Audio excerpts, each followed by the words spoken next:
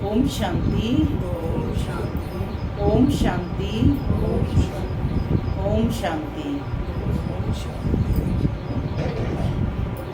आज 29 मई 2025 प्रातः मुरली बाप दादा मधुबन। आज मीठी मधुर मुरली में बाबा ने बताया कि संगम युग पर बाप आते हैं। वे बाप भी है और टीचर भी है। टीचर बनकर हमें ज्ञान गुण शक्तियों से हमारा श्रृंगार करते हैं। क्यों श्रृंगार कर रहे हैं बाबा? ताकि बच्चे घर चलने लायक बन जाएं। बाबा कहते तुम्हें विष्णुपुरी अर्थात अपने ससुराल घर जाना है, इसलिए बाप आकर बच्चों का श्रृंगार कर रहे हैं ताकि बच्चे घर चल सकें। साथ ही बाबा ने कहा कि तुमने रचना और रचता दोनों को जान लिया है, तो इस बात से तुम्हारे रोमांच खड़े हो जाने चाहिए। यानी तुम्हें बहुत खुशी होनी चाहिए कि जिससे दुनिया ढूंढ रही है वह हमें रोज बढ़ा रहा है। तो कितना नशा और खुशी होनी चाहिए। तो बाप कहते हैं कि भगवान मिला तो सब कुछ मिल गया। सुनते हैं आज के डायरेक्ट ईश्वरीय महावाक्य। ओम शांति। बाबा कहते मीठे बच्चे, तुम फिर से अपने ठिकाने पर पहुंच गए हो। तुम फिर से माने पहले भी पहुंचे थे, अब फिर से अपने ठिकाने पर पहुंच गए हो। तुमने बाप द्वारा रचता और रचना को जान लिया है, तो खुशी में रोमांच खड़े हो जाने चाहिए। आज की मुरली से प्रश्न है, इस समय बाप तुम बच्चों का श्रृंगार क्यों कर रहे हैं? इस समय बाप तुम बच्चों का श्रृंगार क्यों कर रहे हैं? क्यों कर रहे हैं श्रृंगार? ससुराल घर जाना है। कहाँ है ससुराल घर? विष्णुपुरी में है ना। परम धाम तो घर है, विष्णुपुरी ससुराल घर सुखधाम का। सुनते हैं बाबा का उत्तर। बाबा कहते क्योंकि अभी हमें सज धज कर विष्णुपुरी अर्थात ससुर घर में जाना है। हम इस ज्ञान से सजकर विश्व के महाराजा महारानी बनते हैं।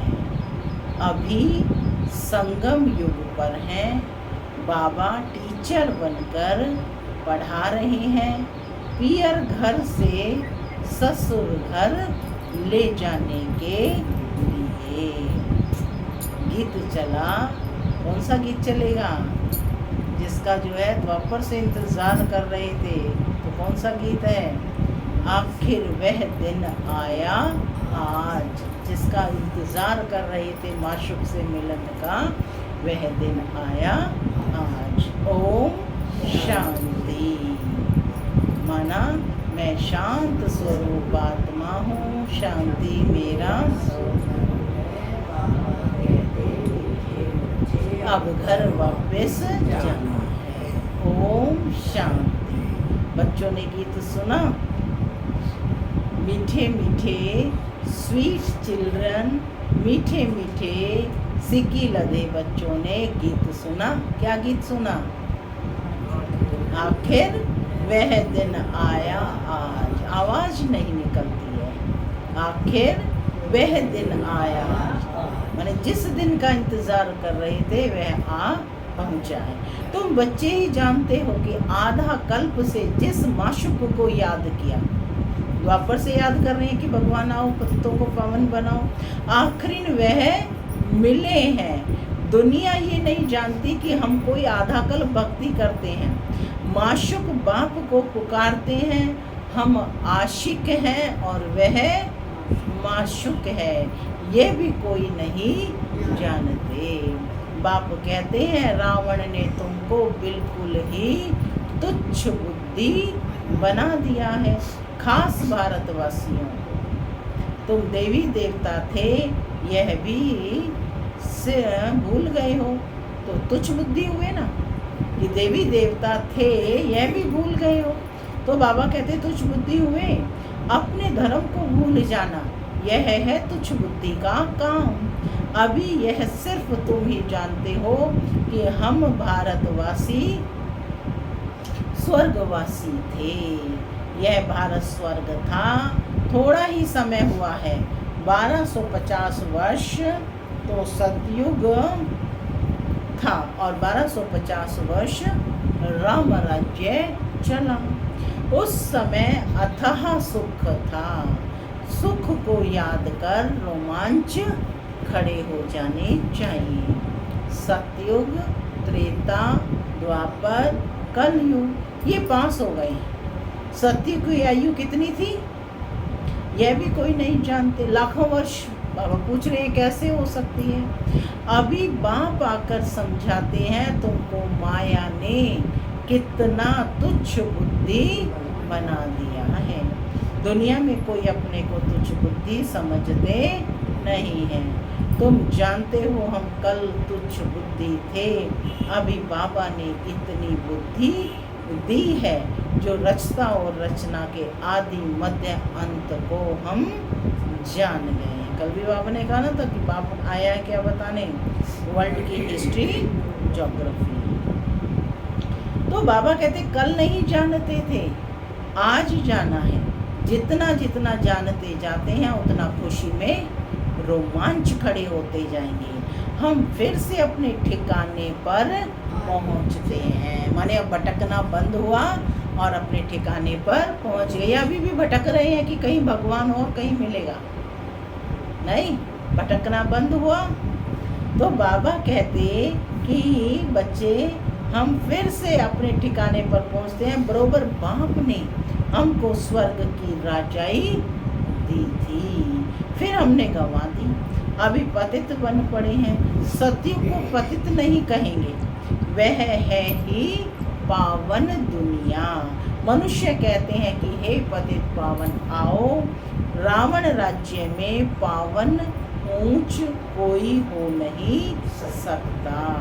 ऊंचते ऊंच बाप के बच्चे बने हो तो ऊंच भी बने, है ना, ऊंचते ऊंच बाप के बच्चे बने तो ऊंच भी बने। तुम बच्चों ने बाप को जाना है, माने कैसे ऊंच बनेंगे जब बाप को जानेंगे। नोट कर लो पॉइंट, ऊंचते ऊंच बाप के बच्चे बने तो ऊंच भी बने। तुम बच्चों ने बाप को जाना है, सो भी नंबरवार पुरुषार्थ अनुसार अपनी दिल से सवेरे सवेरे उठकर पूछो। अमृत वेले का समय बहुत अच्छा है, सवेरे अमृत वेले बैठकर ये ख्याल करो बाबा हमारा बाप भी है, टीचर भी है, ओ गॉड फादर, हे परम पिता परमात्मा तो कहते ही हैं। अभी तुम बच्चे जानते हो जिसको याद करते हैं हे भगवान, अभी वह हमको मिला है। हम फिर से बेहद का वर्षा ले रहे हैं। वह है लौकिक बाप और यह है बेहद का बाप। तुम्हारा लौकिक बाप भी उस बेहद के बाप को याद करते हैं। तो कौन हो गया? बापों का बाप, पतियों का पति, वह हो गया। यह भी भारतवासी ही कहते हैं, क्योंकि अभी मैं बापों का बाप, पतियों का पति बनता हूँ। अभी मैं तुम्हारा बाप भी हूँ, तुम बच्चे बने हो, बाबा बाबा कहते रहते हो। अभी फिर तुमको विष्णुपुरी ससुर घर ले जाता हूँ। यह है तुम्हारे बाप का घर, फिर ससुर घर जाएंगे।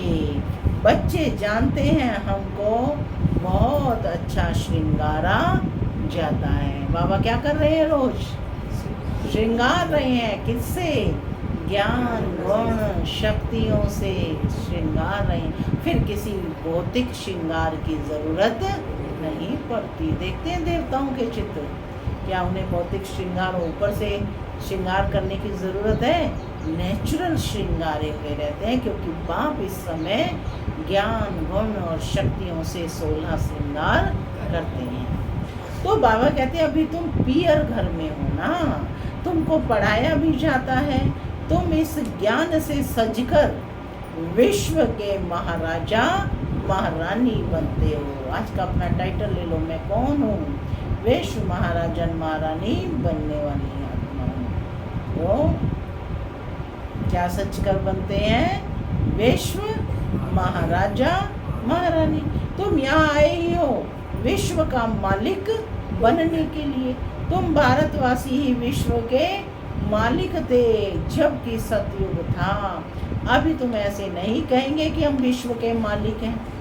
अभी तुम जानते हो भारत के मालिक कलयुगी हैं, हम तो संगम युगी हैं। फिर हम सतयुग में सारे विश्व के मालिक बनेंगे। यह बातें तुम बच्चों की बुद्धि में आनी चाहिए। जानते हो विश्व की बादशाही देने वाला बाप आया है। अभी संगम युग पर वह आए हैं। ज्ञान दाता एक ही बाप है। बाप के सिवाय किसी भी मनुष्य को ज्ञान दाता नहीं कहेंगे, क्योंकि बाप के पास ऐसा ज्ञान है जिससे सारे विश्व की सद्गति होती है। तत्वों सहित सब की सद्गति हो जाती है। मनुष्यों के पास सद्गति का ज्ञान है नहीं। इस समय सारी दुनिया तत्वों सहित तमो प्रधान है, माने पांचों तत्व भी तमो प्रधान है। इसमें रहने वाले भी तमो प्रधान है। नई दुनिया है ही सतयुग, उसमें रहने वाले भी सतो प्रधान थे, देवता थे। फिर रावण ने जीत लिया।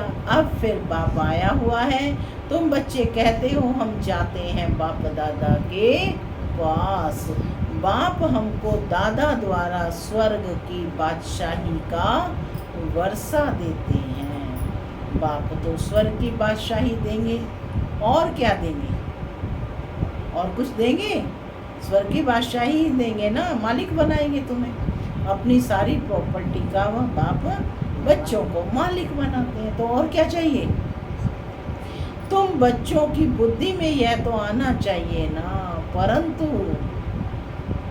परंतु माया बुला देती है, स्थायी खुशी रहने नहीं देती है। जो अच्छी रीति पढ़ेंगे पढ़ाएंगे वही ऊंच पद पाएंगे। स्पष्ट कर दिया है बाबा ने, जो अच्छी रीति पढ़ेंगे और पढ़ाएंगे वही ऊंच पद पाएंगे। मन इन ज्ञान रत्नों का जितना बांटोगे उतना ये बढ़ते जाएंगे। गाया भी जाता है सेकंड में जीवन मुक्ति। पहचानना एक ही बार चाहिए ना। बाप की पहचान तो एक ही बार होती है, या रोज रोज पहचान रहे हैं? हो गई है ना पहचान। सभी आत्माओं का बाप एक है। वह सभी आत्माओं का बाप आया हुआ है, परंतु सब तो मिल भी नहीं सकेंगे, इम्पॉसिबल है। बाप तो पढ़ाने आते हैं, तुम भी सब टीचर्स हो। कहा जाता है ना गीता पाठशाला। तुम सब आत्माएं भी कौन हो बाबा? हम जिन्स बना रहे हैं, टाइटल दे रहे हैं कि तुम सब भी टीचर्स हो। माने टीचर बन पढ़ना है पहले, फिर दूसरों को पढ़ाना है। कहा जाता है ना, तो कहते सब मिल भी, तो कहा जाता है ना गीता पाठशाला। कहाँ बैठे हो सब? यह अक्षर भी कॉमन है। कहते हैं कृष्ण ने गीता सुनाई। अब यह कृष्ण की तो पाठशाला है नहीं, कृष्ण की आत्मा पढ़ रही है। सतयुग में कोई गीता पाठशाला में पढ़ते पढ़ाते हैं क्या? कृष्ण तो हुआ ही है सतयुग में, फिर 84 जन्म लेते हैं। एक भी शरीर दूसरे से नहीं मिल सकता, माने हर जन्म में अलग शरीर होगा ना। तो बाबा कहते हैं एक भी शरीर, श्री कृष्ण का एक भी शरीर दूसरे से मिल ना सके। ड्रामा प्लान अनुसार हर एक आत्मा में अपना अपना 84 जन्मों का पार्ट भरा हुआ है। 1 सेकंड ना मिले दूसरे से। 5000 वर्ष तुम पार्ट बजाते हो, 1 सेकंड का पार्ट दूसरे सेकंड से मिल ना सके। कितनी समझ की बात है। ड्रामा है ना, पार्ट रिपीट होता जाता है। बाकी वह शास्त्र सभी है भक्ति मार्ग के। आधा कल्प भक्ति चलती है, फिर सर्व को सदगति में ही आकर देता हूँ। तुम जानते हो 5000 वर्ष पहले राज्य करते थे, सदगति में थे, दुख का नाम नहीं था। अभी तो दुख ही दुख है, इसको दुख धाम कहा जाता है। शांति धाम, सुख धाम और दुख धाम। भारतवासियों को ही आकर सुख धाम का रास्ता बताता हूँ। कल्प कल्प फिर हमको आना पड़ता है। अनेक बार आया हूँ, आता रहूँगा, इसकी एंड नहीं हो सकती। तुम चक्र लगाकर दुख धाम में आते हो, फिर मुझे आना पड़ता है। अभी तुमको स्मृति आई है कि 84 जन्मों के चक्र की। अब बाप को रचता कहा जाता है। ऐसे नहीं कि ड्रामा का कोई रचता है। रचता अर्थात इस समय सतयुग को आकर रचते हैं। सतयुग में जिन्हों का राज्य था फिर गंवाया, उन्हों को ही बैठ पढ़ाता हूँ। बच्चों को एडॉप्ट करते हैं। तुम मेरे बच्चे हो ना, तुमको कोई साधु संत आदि नहीं पढ़ाते हैं। पढ़ाने वाला एक बाप है जिसको सब याद करते हैं। याद जिसको करते हैं ज़रूर कभी आएंगे भी ना। निश्चय है ना कि जिसको याद कर रहे हैं वह कभी ज़रूर आएंगे। यह भी किसी को समझ नहीं है कि याद क्यों करते हैं। तो ज़रूर पतित पावन बाप आते हैं इसलिए याद करते हैं। क्राइस्ट को ऐसे नहीं कहेंगे कि फिर से आओ। किसी ने कहा कि क्राइस्ट को फिर से आओ, वह तो समझते हैं लीन हो गया, फिर आने की बात ही नहीं। याद फिर भी पतित पावन को करते हैं। हम आत्माओं को फिर से वर्षा दो। अभी तुम बच्चों को स्मृति आई है, बाबा आया हुआ है। क्या स्मृति आई है कि बाबा आया हुआ है।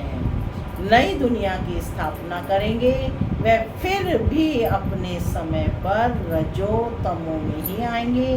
अभी तुम बच्चे समझते हो मास्टर नॉलेजफुल बनते हैं। कौन बनते हैं? Master knowledgeful. अभ्यास करेंगे कि मैं आत्मा मास्टर नॉलेजफुल हूँ। मेरा बाप कौन है? नॉलेजफुल। और मैं आत्मा मास्टर नॉलेजफुल। एक बाप ही है जो तुम बच्चों को पढ़ाकर विश्व का मालिक बना देते हैं, खुद नहीं बनते। इसलिए उनको कहा जाता है निष्काम सेवाधारी। मनुष्य कहते हैं हम फल की आश नहीं रखते, निष्काम सेवा करते हैं। परंतु बाबा कहते ऐसा होता नहीं। जैसे संस्कार ले जाते हैं उस अनुसार जन्म मिलता है। कर्म का फल अवश्य मिलता है। सन्यासी भी पुनर्जन्म गृहस्थियों के पास लेकर फिर संस्कार अनुसार सन्यास धर्म में चले जाते हैं। जैसे बाबा लड़ाई वालों का भी मिसाल देते हैं। कहते हैं गीता में लिखा हुआ है जो युद्ध के मैदान में मरेगा वह स्वर्ग में जाएगा। परंतु स्वर्ग का भी समय चाहिए ना। वो ये समय है जो युद्ध के मैदान में मरेगा वह स्वर्ग में जाएगा, परंतु स्वर्ग का भी समय चाहिए ना। स्वर्ग तो लाखों वर्ष कह देते हैं। अब तुम बच्चे जानते हो बाप क्या समझाते हैं। गीता में क्या लिख दिया है? कहते हैं भगवान वाच मैं सर्वव्यापी हूँ। बाप कहते हैं मैं अपने को ऐसे गाली कैसे दूंगा? क्या भगवान स्वयं कहेगा कि मैं सर्वव्यापी हूँ? कुत्ते बिल्ली सब में हूँ। मुझे तो ज्ञान सागर कहते हो, मैं अपने को फिर यह कैसे कहूँगा? कितना झूठ है। ज्ञान तो कोई में है नहीं, सन्यासी आदियों का कितना मान है, क्योंकि पवित्र है। सतयुग में गुरु तो कोई होता नहीं। यहाँ तो स्त्री को कहते तुम्हारा पति तुम्हारा गुरु और ईश्वर है, दूसरा कोई गुरु नहीं करना। वह तो तब समझाया जाता है जब भक्ति भी सतो प्रधान थी। सतयुग में तो गुरु था नहीं। भक्ति की शुरुआत में भी गुरु होते नहीं, पति ही सब कुछ है। स्टार्टिंग में गुरु कहाँ होते थे? गुरु नहीं करते। इन सब बातों को अब तुम समझते हो, जानते हो। कई मनुष्य तो ब्रह्मा कुमार कुमारियों का नाम सुनकर ही डर जाते हैं, क्योंकि समझते हैं ये भाई बहन बनाते हैं। अरे प्रजापिता ब्रह्मा का बच्चा बनना तो अच्छा है ना, बीके ही स्वर्ग का वर्षा लेते हैं। अभी तुम ले रहे हो, तुम बीके बने हो। दोनों कहते हैं हम भाई बहन हैं। शरीर का भान विकार की बांस निकल जाती है। हम एक बाप के बच्चे भाई बहन विकार में कैसे जा सकते हैं? यह है तो महान पाप है। यह पवित्र रहने की युक्ति ड्रामा में है, यानी नूंद है। सन्यासियों का है निवृत्ति मार्ग, तुम हो प्रवृत्ति मार्ग वाले। अब तुम्हें इस छीछी दुनिया की रस्म रिवाज को छोड़कर इस दुनिया को ही भूल जाना है। तुम स्वर्ग के मालिक थे, फिर रावण ने कितना छीछी बनाया है, यह भी बाबा ने समझाया है। कोई कहे हम कैसे माने कि हमने 84 जन्म लिए हैं, 84 जन्म लिए हैं, यह तो हम अच्छा कहते हैं ना। 84 जन्म नहीं लिया तो ठहरेगा ही नहीं। समझा जाता है कि यह देवी देवता धर्म का नहीं है, स्वर्ग में आ नहीं सकेगा। प्रजा में भी कम पद लेंगे, प्रजा में भी अच्छा पद कम पद है ना। यह बातें कोई शास्त्रों में नहीं है। भगवान आकर किंगडम स्थापन कर रहे हैं, किंगडम यानी राजधानी स्थापन कर रहे हैं। श्री कृष्ण तो बैकुंठ का मालिक था, स्थापन बाप करते हैं। बैकुंठ की स्थापना कौन करते हैं? बाप करते हैं। और मालिक कौन बनता है? श्री कृष्ण। बाप ने गीता सुनाई जिससे उन्होंने यह पद पाया। फिर तो पढ़ने पढ़ाने की दरकार ही नहीं, तुम पढ़कर पद पा लेते हो, फिर थोड़े ही गीता का ज्ञान पढ़ते हो। ज्ञान से सद्गति मिल गई, जितना पुरुषार्थ उतना ऊंच पद पाएंगे। जितना पुरुषार्थ कल्प पहले किया था वह करते रहते हैं। साक्षी हो देखना है, टीचर को भी देखना है कि इसने हमको पढ़ाया है, हमको इनसे भी होशियार होना है। मार्जिन बहुत है, कोशिश करनी है ऊंच ते ऊंच बनने की। मूल बात है तमो प्रधान से सतो प्रधान बनना है, ये समझने की बात है ना। ग्रस्त व्यवहार में भी रहना है, बाप को याद करना है तो पावन बन जाएंगे। यहाँ सब पतित है, इसमें दुख ही दुख है। सुख का राज्य कब था ये किसी को भी पता नहीं है। दुख में कहते हैं हे भगवान हे राम यह दुख क्यों दिया। अब भगवान तो किसको दुख देते नहीं, रावण दुख देते हैं। अभी तुम जानते हो कि हमारे राज्य में और कोई धर्म नहीं होगा, फिर बाद में और धर्म आएंगे। तुम भल कहाँ भी जाओ, पढ़ाई साथ है। मन मना भव का लक्ष्य तो मिला है, लक्ष्य तो सबको मिला है कि भगवान ने क्या कहा, मन मना भव हो जाओ, यानी अपने मन को मेरे मन के साथ कनेक्ट करो। तो बाबा कहते हैं लक्ष्य तो मिला है, बाप को याद करो। बाप से हम स्वर्ग का वर्षा ले रहे हैं, यह भी याद नहीं कर सकते। यह याद पक्की चाहिए तो फिर अंतमति सो गति हो जाएगी।